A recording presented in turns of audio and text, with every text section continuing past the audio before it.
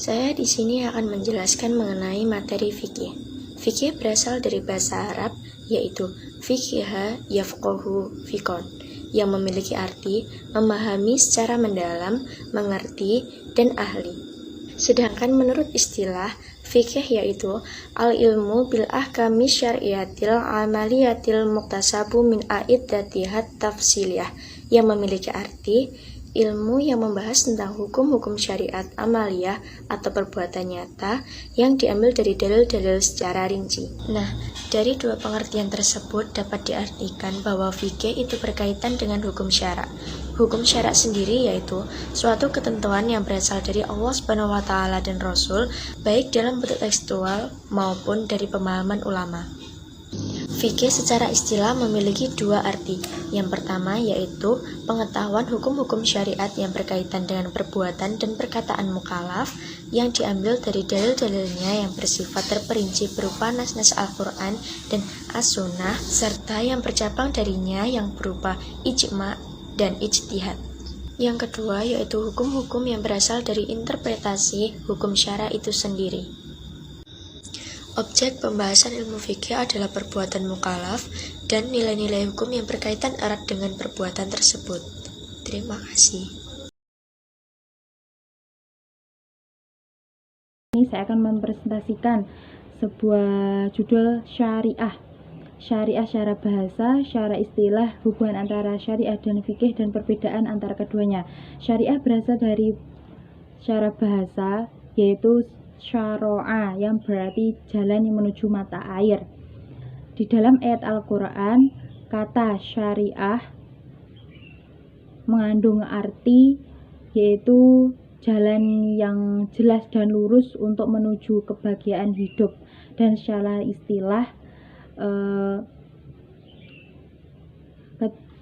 istilah syariah mengandung arti ketentuan ajaran Islam yang bersumber dari Al-Quran dan Sunnah Rasulullah SAW, dan di dalamnya terdapat berbagai aspek yaitu seperti aspek akidah, akhlak, dan amaliyah atau perbuatan yang nyata. Hubungan antara syariah dan fikih. Syariah itu lebih luas cakupannya daripada fikih karena syariah mencangkup berbagai aspek agama. Dan perbedaan antara syariah dan fikih, kalau syariah satu, syariah itu bersumber pada Al-Quran dan Sunnah. Yang kedua, bersifat fundamental. Yang ketiga, hukumnya qat'i, hukumnya satu. Yang nomor 4 hukumnya satu. Yang nomor 5 hukum langsung dari Allah Subhanahu wa taala. Kalau fikih itu karya dari manusia, bersifat instrumental, karyanya bisa diubah-ubah, dan yang keempat bersifat beragam.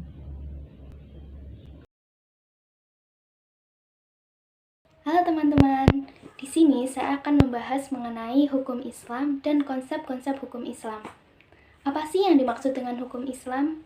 Hukum Islam adalah segala ketentuan yang berasal dari wahyu Allah dan sunnah Rasulullah mengenai tingkah laku seorang mukallaf yang diakui dan diyakini mengikat bagi seluruh umat Nabi Muhammad. Dalam konsep hukum Islam, kita akan membahas menjadi 4 bagian pembahasan. Pembahasan yang pertama adalah Al-Hakim. Al-Hakim atau hakim adalah pihak yang memutuskan atau menetapkan hukum syariat secara hakiki. Dalam hal ini, sejatinya hanya Allah yang menetapkan hukum, sedangkan para utusan Allah yang akan menyampaikannya kepada manusia. Pembahasan konsep hukum Islam yang kedua adalah Al-Hukmu. Al-Hukmu berarti kalam Allah yang berkaitan dengan perbuatan mukallaf, baik itu ketetapan, tuntutan, ataupun pilihan. Dalam al-hukmu ini dibagi menjadi 2, yaitu hukum taklifi dan hukum wad'i. Hukum taklifi adalah titah Allah yang berupa tuntutan dan pilihan. Hukum taklifi ini dibagi menjadi 5 bagian. Yang pertama adalah wajib, yaitu segala perbuatan yang harus dilakukan umat manusia. Apabila dikerjakan akan mendapatkan pahala, dan jika ditinggalkan akan mendapatkan dosa. Selanjutnya adalah sunnah. Sunnah yaitu segala perkara yang apabila dikerjakan akan mendapatkan pahala, dan jika ditinggalkan tidak akan berdosa. Selanjutnya adalah haram, yaitu suatu perkara yang apabila dikerjakan akan mendapatkan dosa dan siksa di neraka. Selanjutnya ada makruh, yaitu suatu perkara yang dianjurkan untuk ditinggalkan. Apabila dikerjakan tidak berdosa, dan apabila ditinggalkan akan mendapatkan pahala. Dan yang terakhir adalah mubah atau boleh, yaitu suatu perkara yang apabila dikerjakan tidak akan mendapatkan pahala, dan jika ditinggalkan tidak akan mendapatkan dosa. Yang kedua adalah hukum wad'i. Hukum wad'i yaitu tuntunan meletakkan sesuatu sebagai sebab, syarat, atau penghalang bagi lainnya terciptanya hukum. Hukum wad'i ini dibagi menjadi 7. Yang pertama adalah sebab, yaitu segala sesuatu yang tampak dan dijadikan oleh agama sebagai tanda adanya suatu hukum. Yang kedua adalah syarat, yaitu segala sesuatu yang tergantung adanya hukum. Yang ketiga adalah penghalang atau mani, yaitu perbuatan yang jika ada bisa menghalangi dicapainya tujuan suatu sebab atau hukum. Yang keempat adalah sah, yaitu segala perbuatan mukallaf yang memenuhi rukun dan syaratnya. Yang kelima adalah batal, yaitu segala perbuatan mukallaf yang tidak terpenuhinya syarat dan rukunnya. Yang keenam adalah rukhsah, yaitu sebuah keringanan yang diberikan kepada mukallaf. Dan yang terakhir adalah azimah, yaitu hukum syara atau pokok yang berlaku untuk seluruh mukallaf, baik dalam semua keadaan dan waktu. Konsep hukum Islam yang ketiga adalah mafhum fiqh, atau bisa disebut juga dengan objek hukum, yaitu perbuatan seorang mukallaf, baik berupa tuntutan atau pilihan yang berhubungan dengan hukum syar'i. Konsep hukum Islam yang keempat adalah mafhum alaih, atau bisa juga disebut dengan subjek hukum, yaitu seseorang yang perbuatannya dikenai hukum Allah, atau bisa juga disebut dengan mukallaf. Orang mukallaf mempunyai kemampuan untuk menerima hukum taklif, atau disebut dengan ahliyah, yaitu suatu sifat seseorang yang mampu atau memiliki kecakapan, kemampuan untuk melaksanakan tuntunan syar'i. Ahliyah ini dibagi menjadi 2. Yang pertama adalah ahliyah wujub, yaitu kemampuan untuk menerima hak dan kewajiban. Yang kedua adalah ahliyah ada, yaitu kecakapan bertindak.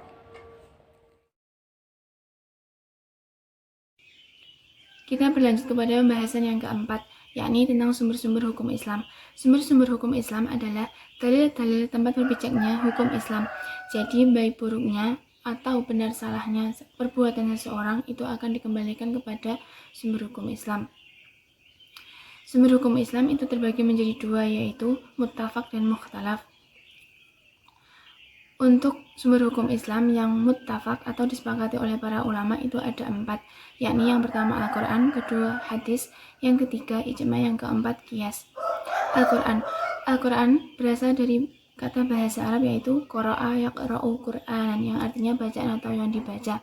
Sedangkan secara istilah yaitu artinya kalam Allah Subhanahu wa taala yang merupakan mukjizat yang diturunkan kepada Nabi Muhammad SAW. melalui perantara malaikat Jibril yang disampaikan kepada seluruh umat manusia sebagai petunjuk dalam kehidupannya dan diturunkan secara mutawatir dan membacanya termasuk ibadah. Jadi, Al-Quran merupakan benar-benar kalam Allah yang berasal dari sisi Allah, bukan berasal dari perkataan manusia maupun perkataan jin. Pokok isi kandungan Al-Quran. Pokok isi kandungan Al-Quran terdiri dari 6, yakni akidah, akhlak, ibadah, muamalah, tarikh atau kisah umat terdahulu, dan tentang hukum. Kedudukan Al-Quran sebagai sumber hukum Islam. Al-Quran merupakan sumber hukum Islam yang paling tinggi dan paling utama.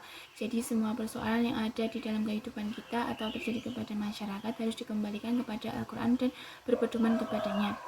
Fungsi diturunkannya Al-Quran, yakni ada 5. Yang pertama, sebagai penyempurna kitab-kitab sebelumnya atau kitab-kitab terdahulu. Yang kedua, sebagai pedoman petunjuk kehidupan manusia. Yang ketiga, menjadi penawar dan rahmat. Yang keempat, membebaskan manusia dari kegelapan. Yang kelima, memberi atau membawa kabar gembira. Yang kedua adalah hadis atau sunnah Nabi. Hadis berasal dari kata hadithun yang berarti sesuatu yang baru atau sesuatu yang dekat atau berita. Secara istilah, hadis merupakan perkataan Nabi, perbuatan Nabi, dan ketetapan Nabi Muhammad SAW. Kedudukan hadis sebagai sumber hukum Islam. Hadis merupakan sumber hukum Islam yang kedua setelah Al-Quran. Jadi, jika sesuatu perkara tidak ada hukumnya dalam Al-Quran, maka kita harus merujuk kepada hadis atau sunnah Nabi. Macam-macam hadis itu ada 3, yakni hadis qauliyah, hadis fi'liyah, dan hadis taqririyah. Hadis qauliyah merupakan perkataan Nabi Muhammad SAW dalam menyikapi suatu permasalahan. Yang kedua, hadis fi'liyah, yaitu perbuatan Nabi Muhammad SAW yang dapat dilihat dan diketahui oleh para sahabat. Yang terakhir, hadis taqririyah, yaitu perbuatan sahabat Nabi pada masanya yang dengan Nabi melihatnya, tetapi Nabi mendiamkannya atau tidak menolaknya perbuatan tersebut. Sumber hukum Islam yang ketiga yakni ijma'. Ijma' berarti bertekad untuk melakukan sesuatu atau bersepakat atas sesuatu. Ijma' secara istilah menurut usul fikih yaitu kesepakatan para mujtahid dari kaum muslimin setelah wafatnya Rasulullah SAW tentang suatu hukum syara'. Ijma' sebagai kedudukan ijma' sebagai sumber hukum Islam. Ijma' merupakan sumber hukum Islam yang ketiga setelah Al-Quran dan hadis. Jadi jika suatu perkara tidak ada hukumnya di dalam Al-Quran dan hadis, maka kita harus berpedoman kepada ijma', tetapi kita juga berpedoman kepada Al-Quran dan hadis. Sumber hukum Islam yang keempat yakni qiyas. Qiyas berasal dari kata qasa yaqisu qiyasan yang berarti pengukuran. Jadi secara etimologi qiyas berarti mengukur sesuatu atas sesuatu yang lain lalu menyamakan antara keduanya. Jadi ulama usul fikih berpendapat bahwa qiyas yakni artinya menyamakan kedua masalah yang tidak ada hukumnya dalam nas Al-Quran dan Sunnah karena persamaan ilat hukumnya atau motif hukumnya antara dua hal tersebut. Kedudukan qiyas sebagai sumber hukum Islam.